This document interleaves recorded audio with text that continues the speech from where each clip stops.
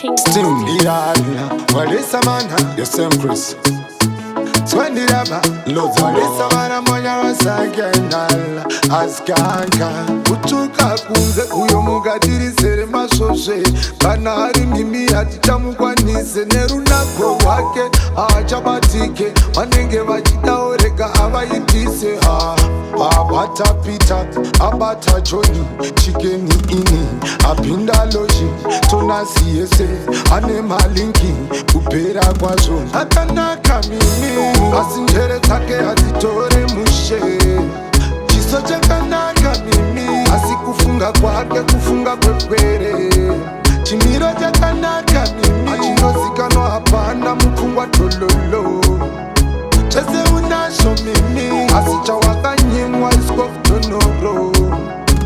Mimi uneka fast, ke kuma 80s fast, ke kumanyira maglita anoitarast. Uchisia korite, mumira ka fast. Iwewe mimi, shekunzi unoslea mdoropa. Miskana we mcheno, shekropa. Asiti gazoona mawapa. Utenge musaka, uchinzi musalala. Akanaka mimi, asinjere take atitore mushe. Chisoche kanaka mimi, asikufunga kwake kufunga kwekwere. Chimiro chakanaka mimi, achinozikano hapana mfungwa tololo.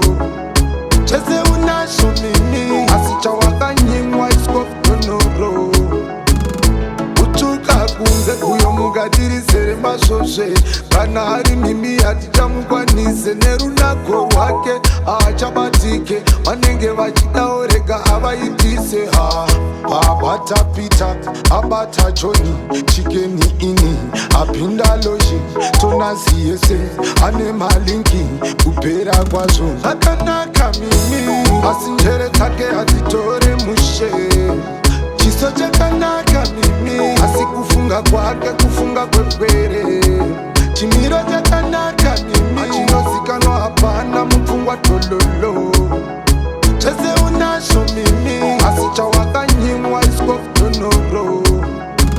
Mimi uneka fast, ke kuma 80s fast, ke kumanyira maglita anoitarast. Uchisia korite, mumira ka fast.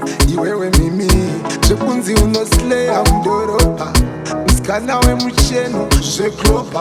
Asiti gazoona mawapa. Utenge musaka, uchinzi musalala. Akanaka mimi, asinjere take atitore mushe. Chisoche kanaka mimi, asikufunga kwake kufunga kwekwere.